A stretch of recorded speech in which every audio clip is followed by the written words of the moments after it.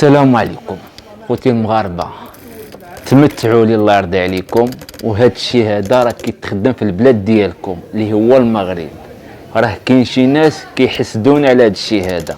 حنا ما كنسرقوا ما كنشفروا ما كنديو ديال عباد الله. هذا الشيء هذا كيتخدم في المملكه المغربيه من طنجه الى الصحراء الشرقيه، وهذا الشيء هذا كيتخدم بالضبط في مدينه طنجه. حنا المغاربه معروفين بالجليج بالقفطان بالطاجين والى اخره، كل شيء مغربي. اما حنا ما كنسرقوا ما كنشكيو ما كنهلو ما كنبكيو على عباد الله. وهذا الشيء هذا غنحط لكم بالدلائل كيف ما كتشوفوا دابا. اجي اخوتي، واش نستاهلوا شي لايك ولا لا؟ واش نستاهلوا شي تعليق ولا لا؟ وهذا الشيء كيتحط بالبرهان وبالدلائل.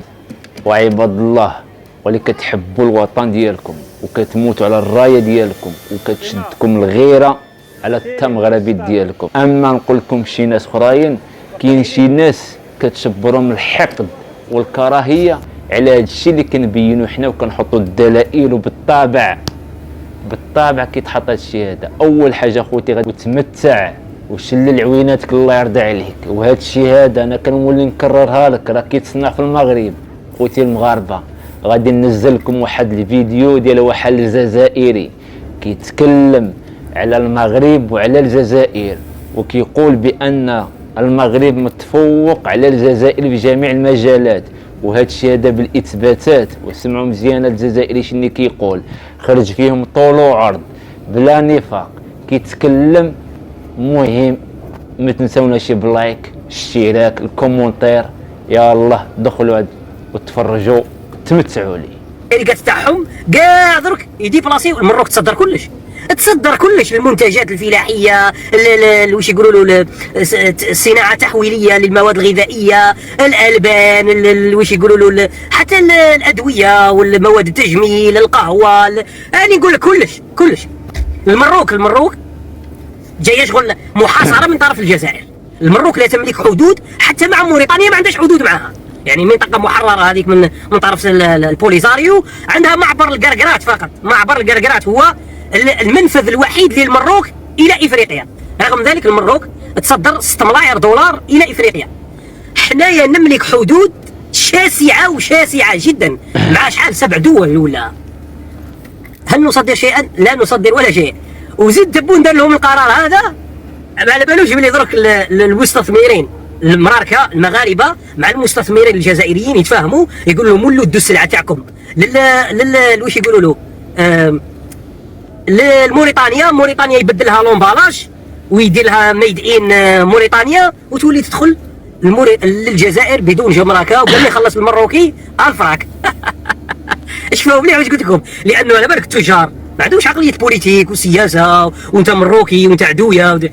عندهم الدراهم الدراهم وخلاص. هذا واش يفهموا الشكاره، يفهموا غير الدراهم والشكاره. جيب لي سلعه ديها لي لموريتانيا، نتلاقاو في موريتانيا نخلصك نرفد سلعتي ونجي داخل للجزائر مستورده من طرف موريتانيا معفيه من الجمارك.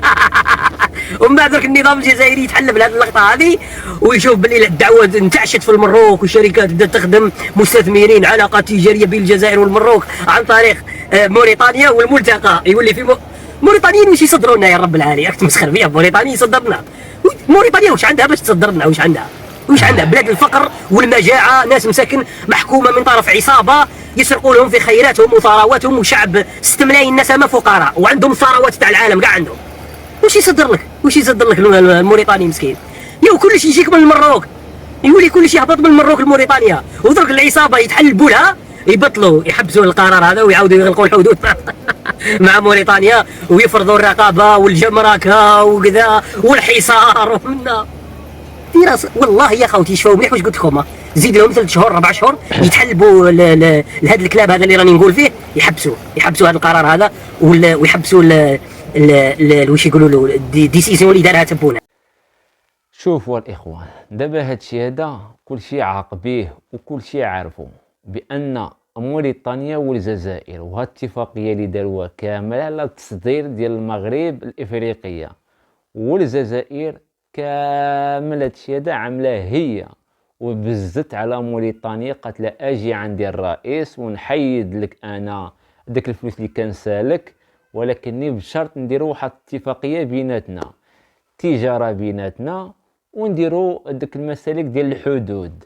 يعني هاد الناس هادو اللي هما الكبرانات خاصهم يدخلوا مع موريتانيا بحال هيدا، وما يخليوش المغرب يصدر ديك المواد ديالو الافريقيه.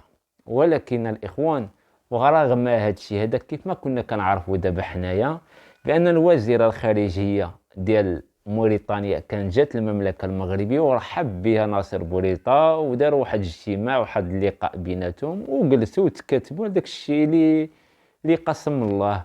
ولكن اخوتي كنكتشفوا بان عبد المجيد قال له دابا تجي لعندي الجزائر وها شنو نعملوا ها شنو نعملوا. يعني شفتوا كيف ما كتشوفوا دابا حني، شوفوا على الطريقه ديال عبد المجيد استفزازات كيستفز المغرب. علاش؟